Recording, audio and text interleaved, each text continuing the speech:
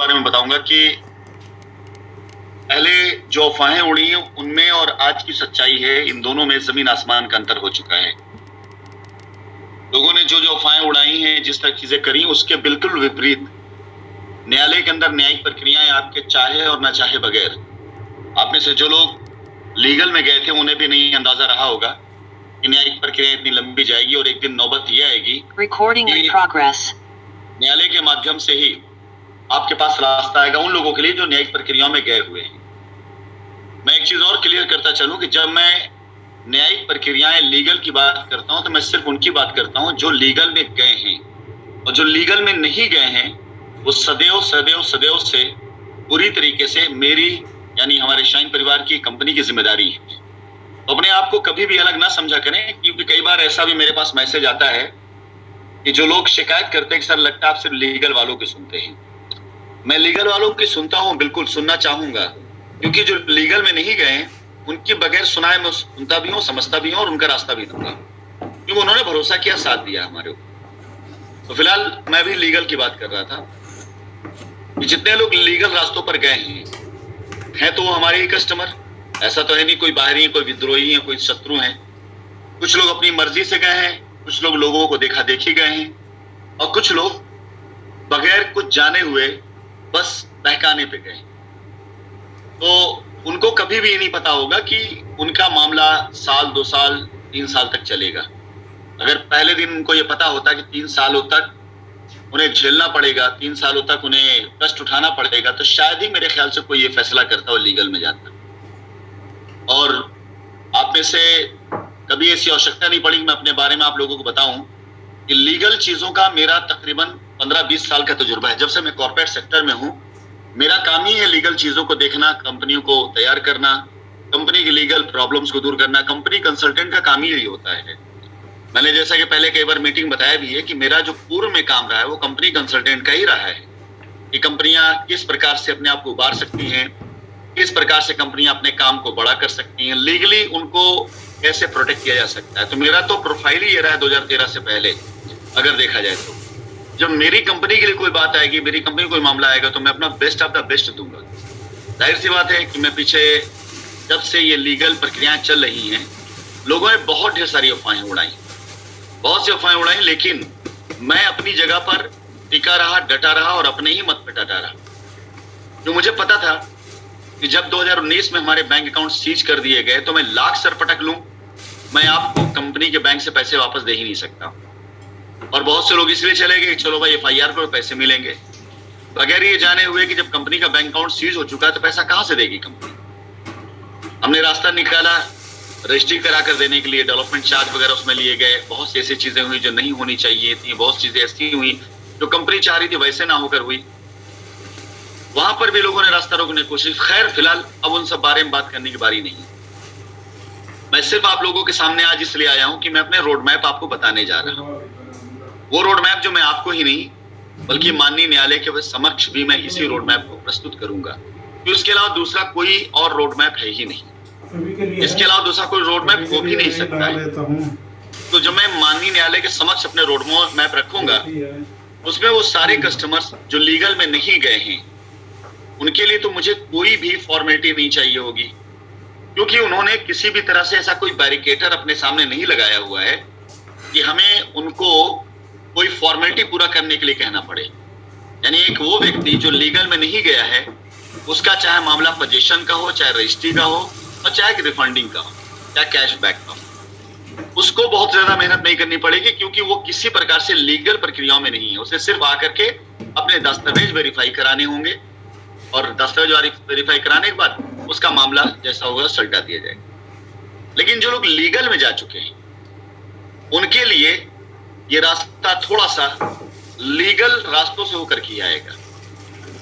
यानी अगर आपने एक एग्जांपल है, अगर आपने एक FIR करी है, उस FIR में आपका क्लेम 5 लाख का है, तो लीगल यानी कानूनी तौर तरीके से अब आपको वो 5 लाख रुपया स्थापित करना पड़ेगा, प्रूव करना पड़ेगा कि वो पैसा आपने कंपनी को दिया है।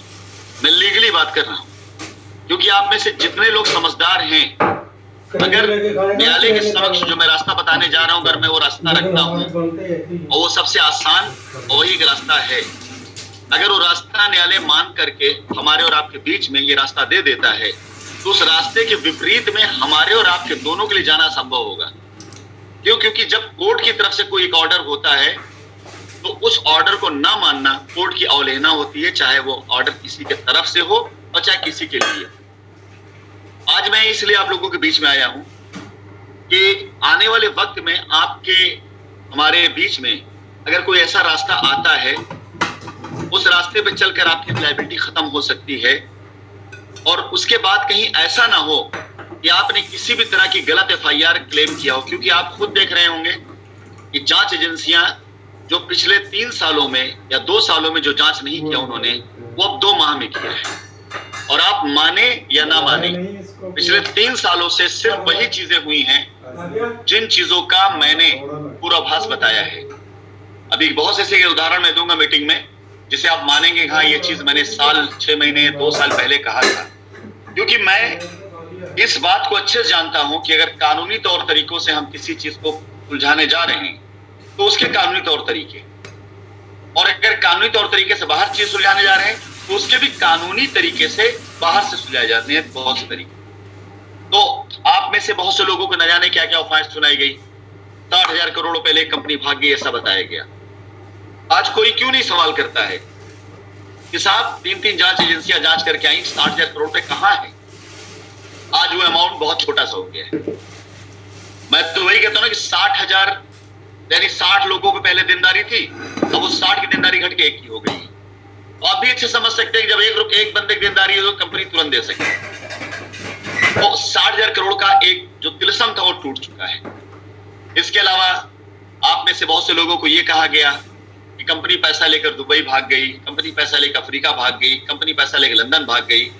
3 जांच एजेंसियों ने जांच किया, अभी तक 1 रुपया का भी ट्रांजैक्शन कहीं विदेश में नहीं पाया। 1 रुपया का ट्रांजैक्शन। मैं अपनी सफाई नहीं दे रहा हूं, मैं खाली एक सवाल करता हूं कि यदि ये चीजें स्थापित नहीं हुई, साबित नहीं हुई, तो निकट भविष्य में क्या ये चीजें आप सभी लोगों के लिए सोचने और चिंता का विषय नहीं है कि कंपनी भी तो सवाल करेगी कि 60,000 करोड़ रुपए का आरोप क्यों लगाया फिर हमारे? क्या कंपनी इन बातों में नहीं जाएगी पूछने के लिए? साहब लंदन का हमारा ऑफिस तक बताया गया, दुबई के लिए हमें बताया गया, दुबई पैसा गया, अफ्रीका पैसा गया, तो क्यों हम पे आरोप लगाएगा? दूसरी सबसे बड़ी बात ये, इन्हीं अफवाहों से तो आपको 3 साल तक चलाया गया है। इन्हीं अफवाहों में तो आप 3 साल तक उलझे रहे। तो अगर हम आने वाले वक्त में लीगल के तरीके से लीगल वालों को देखने जाएंगे तो बहुत से लोगों ने ऐसी भी एफआईआर कर रखी है जिन्होंने कंपनी के अकाउंट में पैसा न दे करके पैसा किसी एसोसिएट के अकाउंट में दिया है, जिन्होंने कंपनी को पैसा न देकर पैसा किसी प्रेसिडेंट को दिया है, लेकिन एफआईआर कंपनी पे करी। तो मुझे इसमें कुछ नहीं करना है, मुझे सिर्फ माननीय न्यायालय में ये डाल देना आवेदन कि जिन जिन लोगों का पैसा हमारे पास आए उनकी लिस्ट हमें दे दी जाए और उनकी लिस्ट के अनुसार हमारे पास जो रास्ता हम बता देंगे। तो जाहिर सी बात है कि जिन लोगों ने अकाउंट में पैसा नहीं दिया है वो अपना क्लेम कभी स्थापित नहीं कर, कोई और पैसा लेके। जैसे आज सुबह की बात है, मैं चैट को शेयर भी करूंगा। पिछले 1.5-2 सालों से एक सज्जन है, वो मुझे फॉलो करते हैं मेरे व्हाट्सएप ग्रुप पर, मेरे व्हाट्सएप नंबर पर, हमेशा लायबिलिटी को लेकर के। इससे पहले मैं कभी सवाल नहीं करता था, आप में से बहुत से लोग इसके गवाह होंगे कि अब मैंने सवाल करना शुरू किया है कि भाई आपके पैसे का ट्रांजेक्शन क्या है। तो वो मुझसे तकरीबन 13,000 स्क्वायर फीट जमीन की रजिस्ट्री जो पटना में उन्होंने कराई है, उसका कब्जा कब मिलेगा या उसकी रिफंडिंग कब होगी, इसके बारे में पूछते थे। मैंने जब उनसे पूछा कि रजिस्ट्री कब कराई तो निकल कर आया 2020 रजिस्ट्री कराई, उसमें उन्होंने तकरीबन 14-15 लाख 18 लाख रुपए के आसपास पेमेंट करी। तो मैंने उनसे पूछा कि पेमेंट आपने कहाँ करी, तो उन्होंने नाम 2 लोगों का लिया, एक कोई दुबे जी उनका नाम लिया और एक जरी कंस्ट्रक्शन का नाम लिया राजू। तो मैंने उनसे पूछा कि आपने क्या मुझसे पूछकर पैसा दिया था?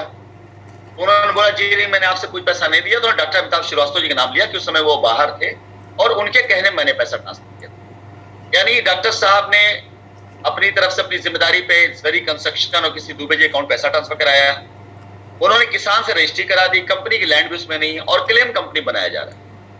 अब अगर ऐसा कोई व्यक्ति लीगल में जाता है जहां कंपनी कोई इन्वॉल्वमेंट नहीं है, तो आप खुद समझ सकते हैं कि वो व्यक्ति कितने लंबे समय तक स्थापित ही करता रह जाएगा और बाद में साबित ये होगा इसने कंपनी को पैसा दिया ही नहीं, और कंपनी भी इसको ऊपर जाकर एक्शन ले सकती है कि जब आपने कंपनी को पैसा नहीं दिया था तो आपने कंपनी पर आरोप क्यों लगाया।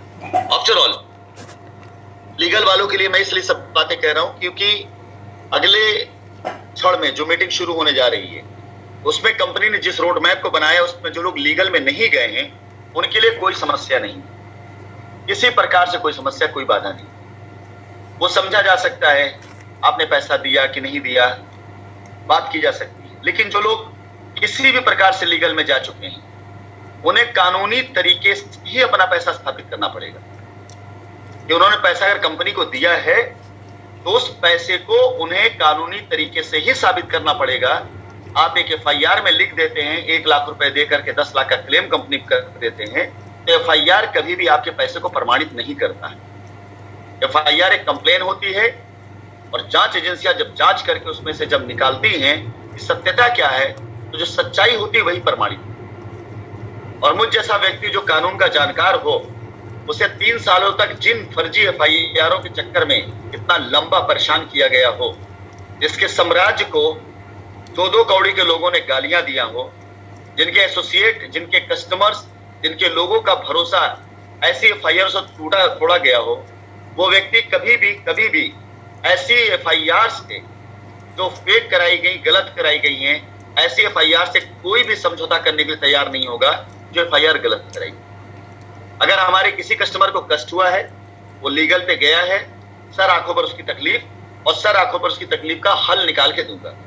लेकिन अगर वो जेन्युइन है, जायज है तो बिल्कुल। लेकिन किसी ने गलत तरीके से किसी प्रकार को एफआईआर की है तो आज इसको इस पूरी मीटिंग में ये चाहे पहली मेरी ललकार यलगार समझिएगा, चाहे मेरा फैसला समझिएगा, और चाहे मेरा वो एटीट्यूड समझिएगा जिसने आज तक 3 साल तक लड़ाई लड़ी लेकिन सर नहीं झुकाया किसी के सामने।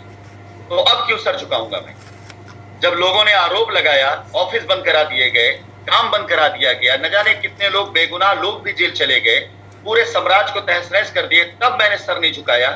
और जब जांच एजेंसियां जांच करके दे रही हैं कि क्या सही और क्या गलत है, आज तक हमारे द्वारा कही गई कोई भी बात गलत नहीं साबित हुई। जो जिन चीजों को हमने कहा है, अगर एक प्रूफ कोई ला के दे दे कि हाँ ये बात गलत है तो मैं मान लूंगा कि मैंने गलती करी है। तो आज की मीटिंग में जो 3 रास्ते हैं, एक वो लोग हैं जिन्हें रजिस्ट्री हो गई, उन्हें पोजीशन देना बाकी है। एक वो लोग हैं जिनका पैसा पूरा जमा है, उन्हें रजिस्ट्री करानी है। और एक वो लोग हैं जिन्होंने हमारे विभिन्न प्रकार के प्लान में इन्वेस्टमेंट किया, उनको उनका पैसा रिटर्न चाहिए। ये 3 के तीनों का रास्ता मेरे पास इतना सॉलिड है कि अगले 1 घंटे के अंदर अंदर जब मैं 3 के तीनों रास्तों को बताऊंगा तो आप खुद आज सुकून और चैन की नींद सोएंगे कि हाँ कंपनी बड़े आराम से इन तीनों लायबिलिटी खत्म कर सकती है। आप बारे में बताऊंगा।